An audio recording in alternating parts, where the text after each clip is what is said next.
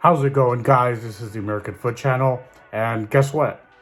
The United States of America is better, much better than Mexico at football, at soccer. Believe it or not, they are better. And before I even start on my little analysis here, don't forget to hit the like button if you think the United States is better than Mexico at football or soccer, and don't forget to subscribe. But anyways, let's get started. So this last Sunday, the U.S. men's national team beat Mexico in the Nations League final, 2-0, somewhat convincingly. There was some first half was probably not the best. If Tyler Adams didn't get that goal, I think this game could have gone a little differently.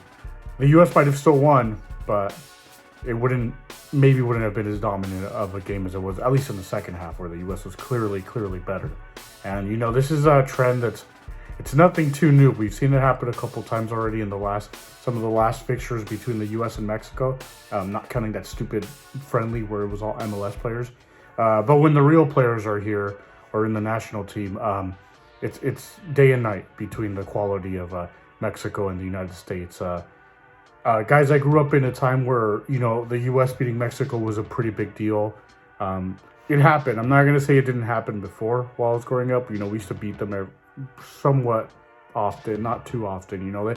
Mexico typically had the better of the U.S. back in the day, which makes sense because Mexico is a country that's been all about football for a long time, for over 100 years, for a very long time.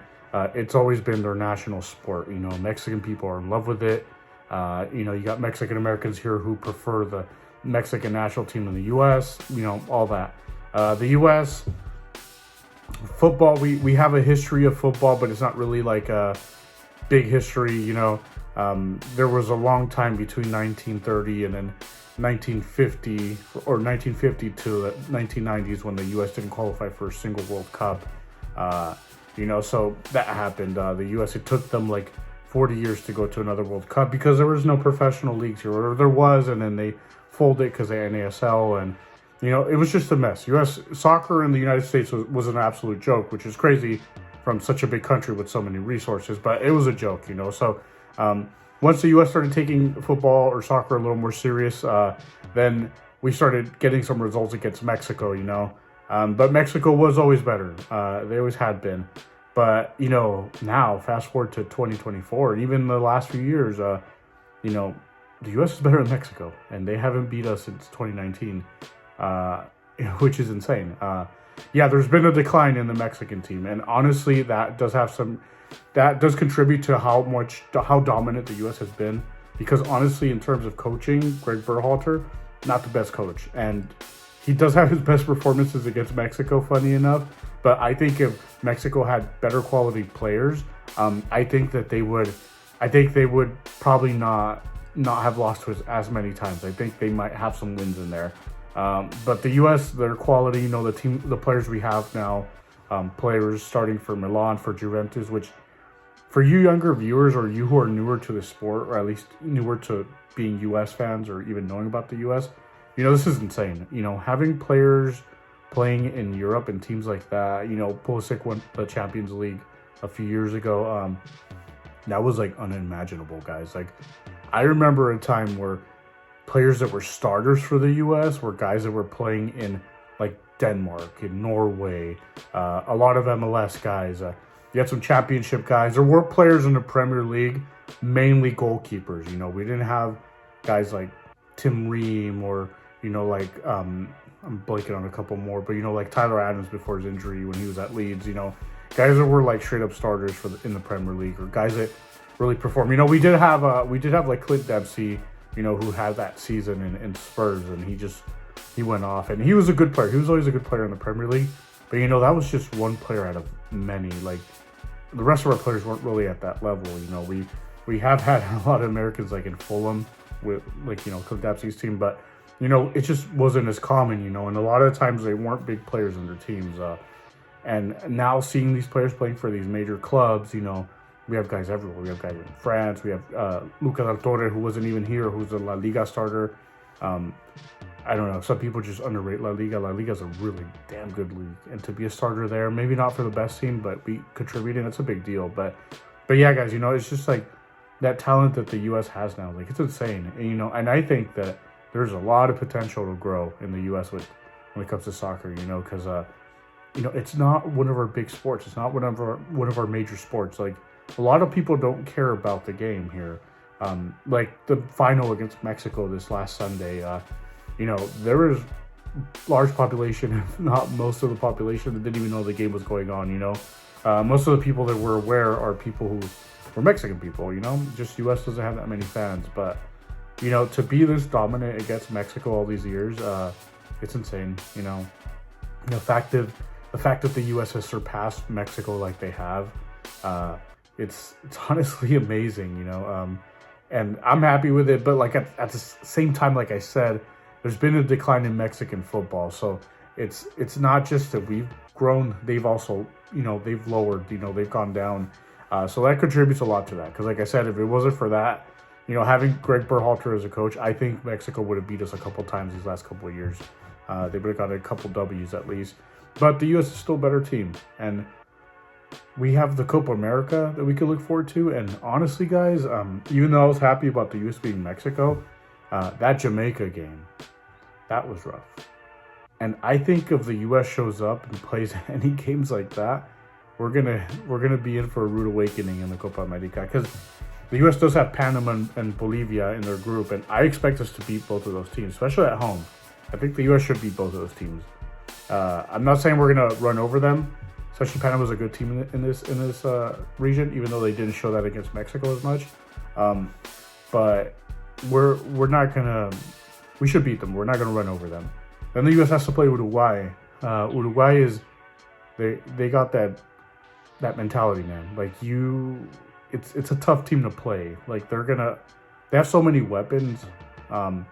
Maybe their team isn't as good as an Argentina or Brazil, but it's just always a good team. It's always a tough team to play. And I see our odds with Greg Berhalter as a coach of beating Uruguay. They're much lower than they are to lose to them. Like, I think it's more likely we're going to lose to Uruguay or even Thailand. That'd be pretty good too. But even though we keep beating on Mexico, and like I said, that was always a big deal, but as of late, they haven't been their best. So now the U.S. is going to play real competition in the Copa America, because the U.S. of course will advance to the next stage, where they're going to have to play either Brazil or Colombia, and both of those teams are teams we don't really want to face in the first knockout round of any competition. But especially with Colombia, who just beat Spain, and they're just on a roll, they're on a tear. So it's going to be tough for the United States. But in terms of CONCACAF, absolutely the U.S. is the best team. I still don't think that U.S. fans should get too cocky. We're better, but we're also not that much better. The U.S. still can't win away. Greg Berhalter really struggles with that, so we can't get too cocky. We're still a CONCACAF team. Even though we're better than everyone, we're still a CONCACAF team, and we shouldn't get too ahead of ourselves, thinking that the U.S. is going to go and compete with the big boys, which they can, absolutely, especially in a knockout game. Anything could happen. But with this current situation of the coaching, I'm not too optimistic, to be honest. Definitely we have the quality, but also we can't get too ahead of ourselves, guys, because we have a lot of quality, we have good depth, but then when we compare ourselves to the big teams of the world like Argentina or Brazil or France, even England, our team is, a lot of the guys on our team would not make those national teams, I'll tell you that much. There's still a pretty big gap between quality, but on a good day, with a good coach, the right mentality, with the right tactics, the U.S. could honestly get a result or even beat anyone in the world. I think it could happen. I mean, for those of you who remember, who aren't too young or watch football back in the day, the U.S. beat Spain, the best team in the world in the Confederations Cup. It was a big win, 2-0. No one expected that. I didn't expect that. The most optimistic U.S. fan didn't expect that. So the fact that they did that, in the knockout competition, it could happen. It could happen, but we can't get too cocky. There's still a lot of work to do. We still got to find who's going to be the 9, because Haji Wright performed, but I don't think he's a long-term solution. He's still a good player. We need to get Gio Reyna and Balogun combining. We can't just lob crosses at Baluka and expect him to do something with it because that's not his game. He doesn't really play with his back to the goal. That's not his game. We got to use him properly. But yeah, guys, I mean, it's a good time to be a U.S. fan for sure, even though it's frustrating with Greg Berhalter, but they are the best team in CONCACAF now, which is, and it's without a question, it's without a doubt. So that's very impressive. Like I said, back in the day, some of the players that were in the national team, like those guys wouldn't even sniff, like, and I'm talking about like starters, they wouldn't even sniff the national team now. So that improvement is huge. And after the failure of not making it to the 2018 World Cup, it's pretty good to be in this position, but we can't get too cocky, guys, because we're not among the best in the world still. We just beat up on Mexico all the time. It's becoming a habit at this point, but we can't get too cocky. But anyways, guys, that was just a little video just reflecting on that. Let me know how you think the U.S. is going to do against better competition in the Copa America. What do you think they'll get to? Let me know down in the comments. Don't forget to like the video if you love U.S. soccer. Not U.S. soccer, if you love your U.S. men's national team. U.S. soccer is a mess too. It's a different topic for a different day, but just wanted to reflect on it. But anyways, y'all have a good one and take care.